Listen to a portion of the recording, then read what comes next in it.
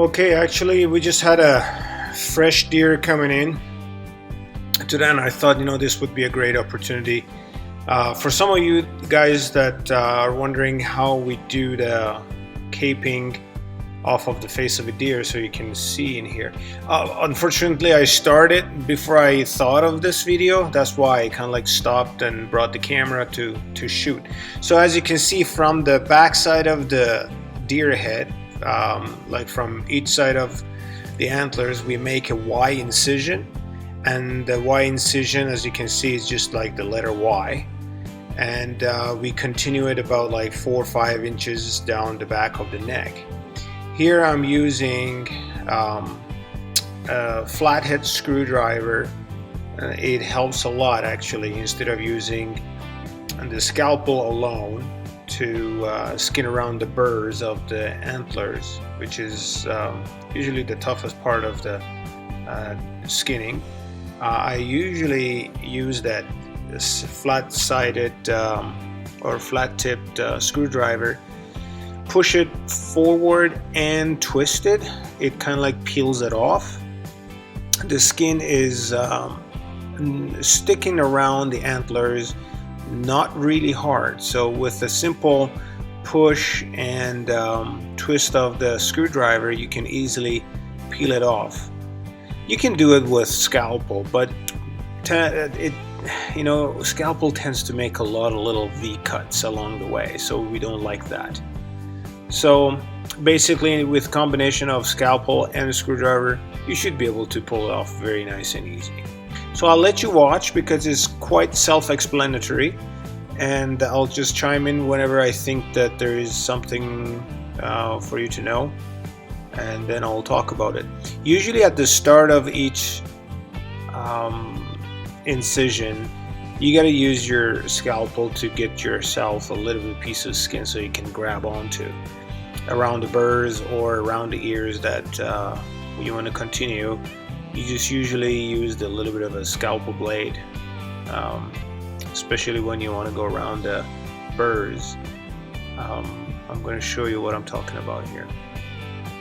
You see that area right there? You cannot use the screwdriver right off the bat. You got to use your scalpel to initiate the cut and removal, and then you can continue with the screwdriver. Screwdriver is just a helping tool. Otherwise, you definitely need the scalpel. So to be able to get into the other side of the burrs for skinning around the antlers, you need to cut through the ear muscles. Just go slow. This process actually was done quite a bit slower, not intentionally, just because I had to make sure that the whole video is in frame. Otherwise I could have pushed the work outside of the frame, and then forget about it, and the video would not be quite easy to follow. So as you can see, I'm starting a little bit more with the scalpel where I think that I need the edges to be separated, and then I usually continue with the screwdriver. Yeah, push in and twist, push in and twist. So we keep doing the same thing till the skin is off of the antlers, quite clean, without leaving any piece of skin. So now I try to zoom in a little bit more. Oh my god, this is way too close. So I zoomed in a little bit more. Maybe it helps, but sometimes it doesn't. But well, I'll leave that part up to you to decide if it was better close or further.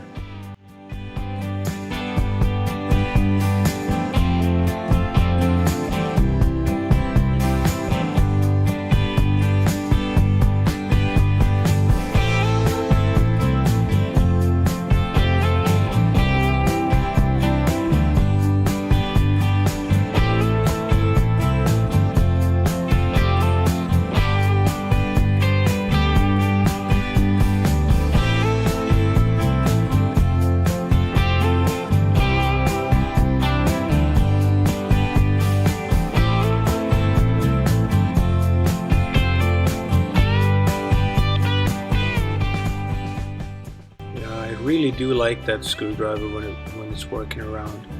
So now you can see that the skin is totally off of the burr, at least on one side. And then I like to keep the skinning parallel. So I do one side up to around the antler, and then I move on to the next side, and then I keep everything going forward at the same time. I go probably close to the eye right now, and to the eye sockets, and continue till I get to the same point on the other side. Oh, here's a good point. You put your finger inside from outside, you put your finger through the eyes, so by that you can feel where the edges of the eyelids are, and you know exactly where you're going to be cutting, so you won't cut through the eyelids. A lot of the taxidermy work needs your feelings, basically. Feeling, I mean like the touch. You need to touch and feel the work underneath your hands to be able to control yourself in terms of where you're skinning and when you're moving your tools. Otherwise, if you just want to depend on your visual, your eyes can get tired, and you can, get fooled by the membranes inside, and you can cut in the wrong area, and eventually that might lead into cutting some really touchy areas that fixing them is quite difficult. So right now I have passed the eye socket. I stop and I go to the other side. I could continue a little bit more, but I like to go parallel. So I've skinned the around side of the antler on one side, we move on to the other side. Give ourselves a little bit of room by removing the skin and cutting through the ear muscles, or ear butts they call them. The beginning of the skin around the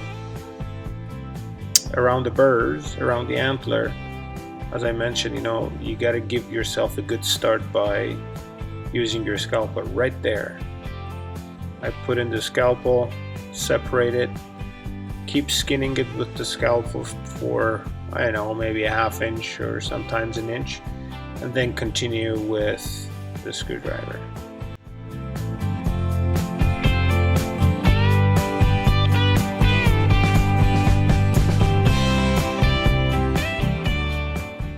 Well, I was doing this for the purpose of movies, so I'm quite handicapped in terms of moving freely with the work, because I usually don't do it like this. I move around, and I'm usually a little bit quicker, and but again, in those times I don't have to keep my work in a specific area because it's being framed.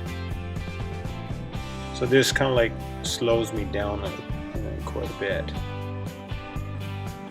With my left hand, sometimes when I'm moving around without caring for camera, if there's no camera, I really press down or pull on the skin to the verge that you think I'm peeling it off, and that helps a lot. It speeds up the skinning process, and you can really see where the skin is coming off of the facial muscles, so it really helps, like this kind of pull that you can see here. But I mean, trying to do that and being in the same spot is a little bit tough.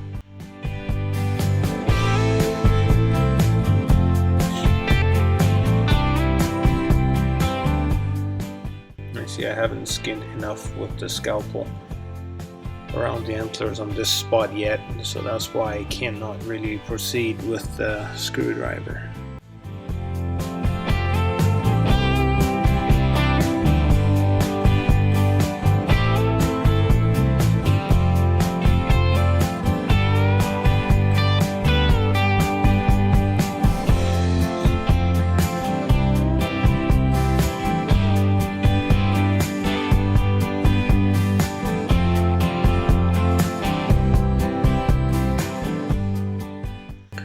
Here I think The skin is totally off. So we proceed to the same area that we finished on the other side.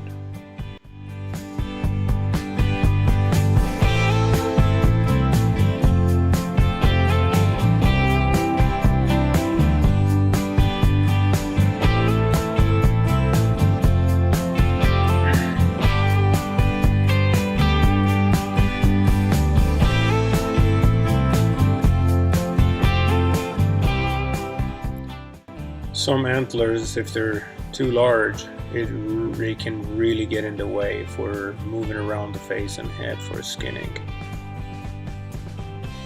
So now again here we put our fingers through the eyelids from outside, so we get the feelings under control, where the finger is, where the knife blade or the scalpel blade is. So we make sure it's amazing that, you know, just because you get to feel where your fingers are on the other side, although you don't see them, but you have a pretty good idea where your knife needs to go.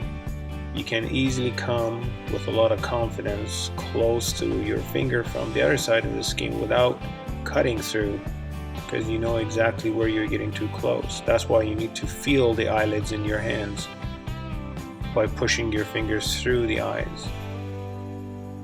So now we go through the in front of the eye socket. Now mule deers, they have tear ducts right in front of their eyes, and it's quite a bit deeper and larger in mule deers comparing to whitetails.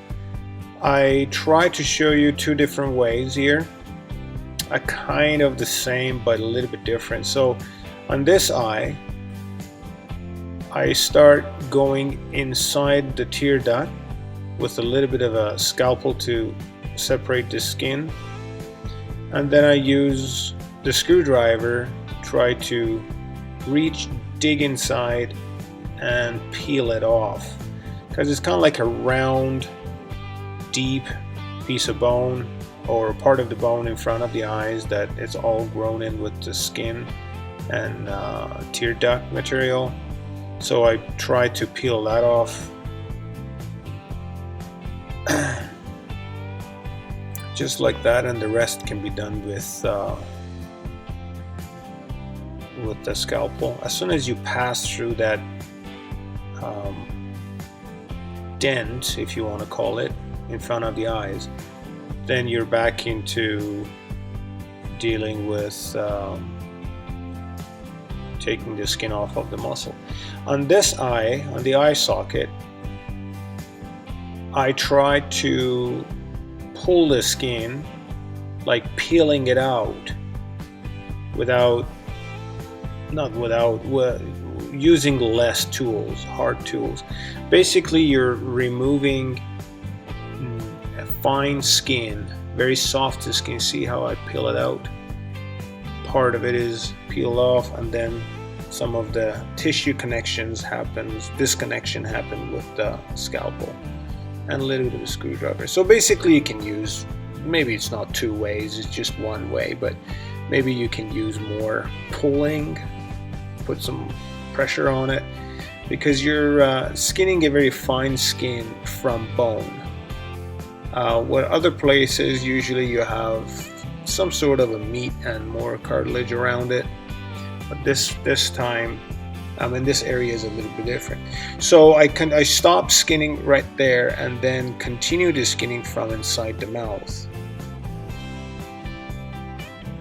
Just cut around the gums, leave as much skin and tissue, leave as much tissue to the skin, because you can always remove the excess later. Just go as close as possible to the gums, and then you make your cuts through the nostrils and the cartridge, like the nose cartilage, and then you start peeling it back toward the face, toward the eyes. I noticed that the camera goes out of focus a little bit sometimes.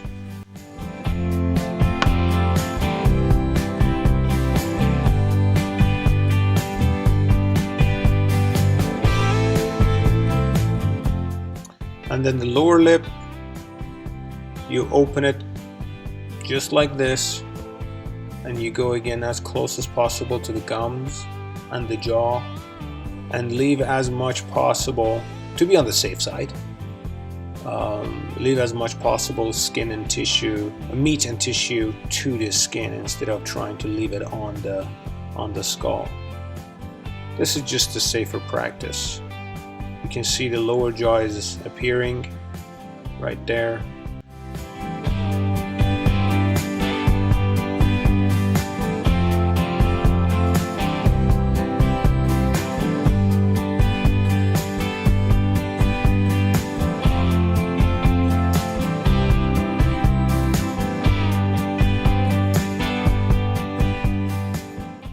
Keep going around the muzzle, keep skinning inside. It's quite easy actually here from here on.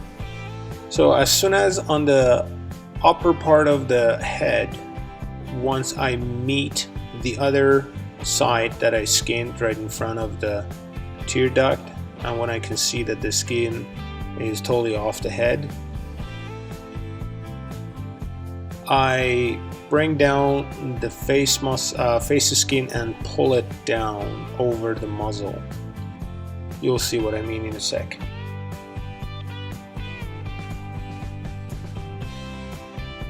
I'm just skinning deeper and deeper, make sure that I meet the other side of the skinning that I was doing from the tear duct side. There you go. You pull off the skin off of the muzzle. Boom, right now. Then the head is pretty much out except the lower jaw and around the throat. I'm trying to hold it to the point that you can see it in the frame. Sometimes being alone is not helping a lot.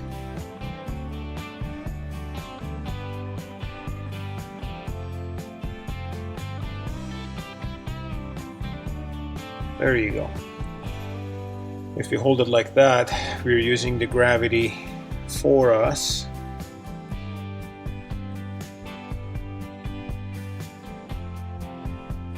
By the way, I usually have rubber gloves handy, but today I noticed that I'm out and I should go get some. Otherwise, I do recommend wearing rubber gloves.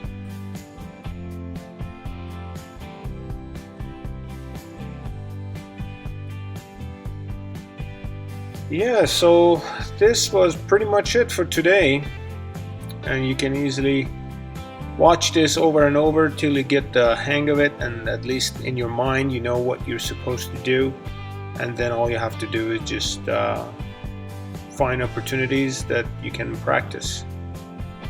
Pretty much the same method applies to any other kind of animals that you're going to skin. Okay, hopefully this video was quite useful for you guys, and we will see you next week. Okay, thanks.